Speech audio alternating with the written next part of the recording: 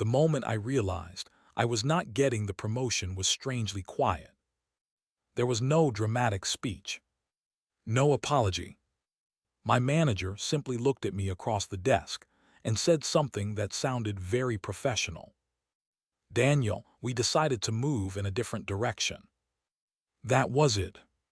3 years of work summarized in one sentence. But what happened next surprised everyone in the office, including the person who got the promotion instead of me. Because sometimes rejection does not end a story. Sometimes it reveals a much bigger one. My name is Daniel. I am 31 years old, and until last year I worked as a senior analyst for a consulting company that specialized in operational strategy. It was the kind of job where success depended on solving complex problems quickly. Clients paid our company to identify inefficiencies and recommend solutions. Our team collected data, built models, and presented strategies that often influenced major business decisions. When I joined the company, I felt lucky. The work was challenging. The salary was competitive. And the leadership constantly talked about internal growth opportunities.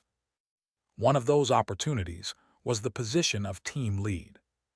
Team leads managed client relationships, guided analysts, and coordinated projects across departments.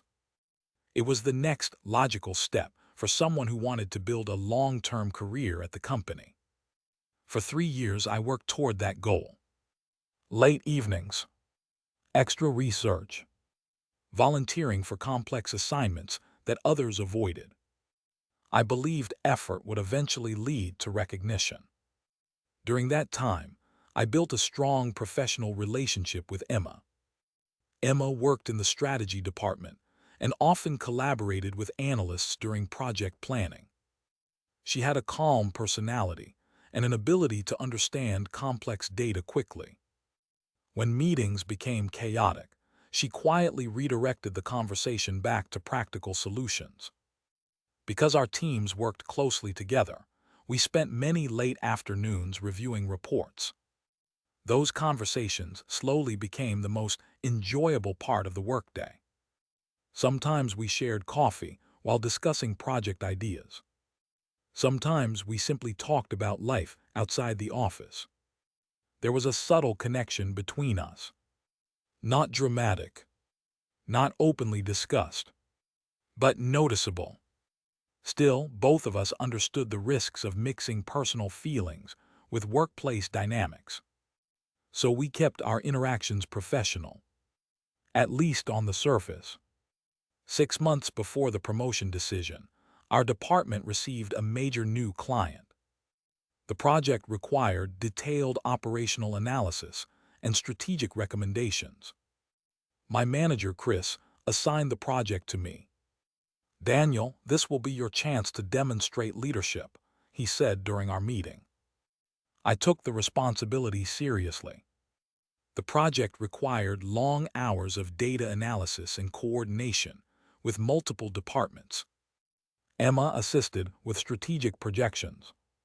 Together, we built a detailed operational model that identified several inefficiencies in the client's process. Our recommendations eventually helped the client reduce operational costs by nearly 20%. The success of that project increased my confidence. Chris praised the results during a department meeting. Several colleagues congratulated me. Emma smiled and said quietly, "You are very close to that promotion now." For the first time in months, I allowed myself to believe it.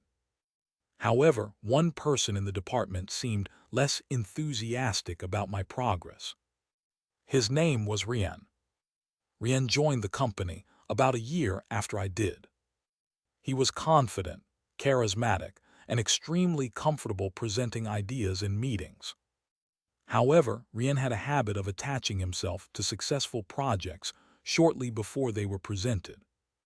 He was skilled at summarizing other people's work. During presentations, he spoke with confidence that often impressed senior leadership. At first, I did not think much about it. But as the promotion decision approached, Rien's involvement in my projects became more noticeable. He volunteered to assist with presentation preparation. He asked detailed questions about our data. He even attended strategy meetings with Emma and me. Something about his sudden interest felt unusual. Emma noticed it as well. One evening after most employees had left the office, she looked at me thoughtfully. "Rien seems very interested in your project lately," she said.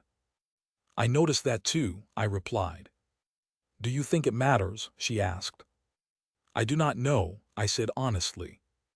At the time, I still believed the promotion decision would be based on actual performance. The promotion announcement meeting took place on a Friday afternoon. Our department gathered in the conference room. Chris stood at the front holding a folder. He spoke about leadership, growth, and the importance of recognizing talent. Then he announced the decision. "The new team lead will be Rien." For a moment the room felt silent.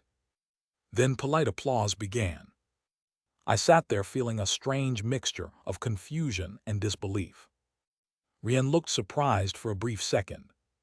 Then he smiled and shook Chris's hand. After the meeting ended, several coworkers approached me quietly. Many of them seemed confused. Emma was the last person to leave the room.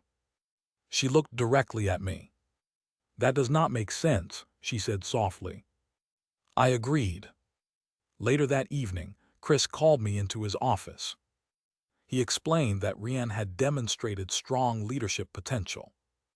He mentioned Rien's contributions to recent projects. As he spoke, something became increasingly clear. Rien had presented several strategic insights during executive meetings.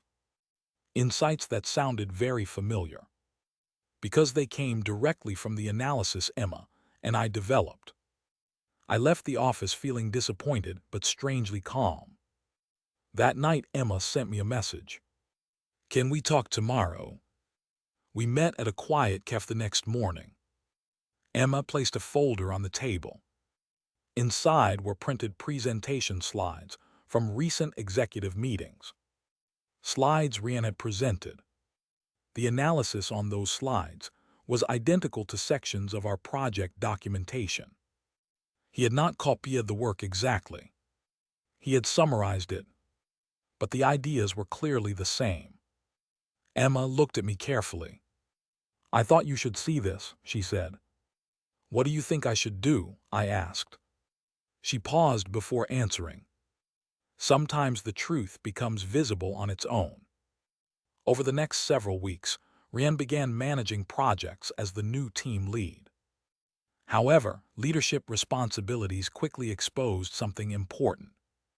Rien was excellent at presenting ideas, but he struggled to build the analytical models required to support them. When new projects required detailed technical analysis, Rien relied heavily on existing reports. Several clients began asking deeper questions about the data behind his strategies. Eventually, one executive meeting became particularly uncomfortable. Rien presented a strategy based on assumptions that did not match the actual project data. The senior director asked a simple question. "Can you explain how these projections were calculated?" Rien hesitated. Then he attempted to answer. The explanation quickly became confusing. Because the calculations were based on analysis he had never personally completed. After the meeting ended, leadership requested a full review of the department's analytical process. During that review, the documentation trail revealed something important. The original analysis behind Rien's presentations came from the project Emma, and I completed months earlier. My name appeared repeatedly in the original documentation. Within weeks, leadership reorganized the team structure. Rien returned to a standard analyst role, and Chris was reassigned to another department. Meanwhile, I was asked to meet with senior leadership. They apologized for overlooking my contributions during the promotion decision. Then they offered me the team lead position. When I returned to the office after that meeting, Emma was waiting near the elevators. "Well," she asked. I smiled. "It seems the company decided to move in a different direction again." She laughed quietly. "That direction makes much more sense. Sometimes success arrives quietly, not as revenge, but as recognition that patience often reveals the truth." So here is the question. If you were denied a promotion that you believed you deserved, would you confront the situation immediately?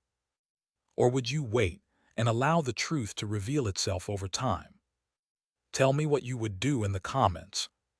And if you enjoy real stories about workplace drama, unexpected karma, and moments where patience changes everything, subscribe to the channel, because the next story might surprise you even more.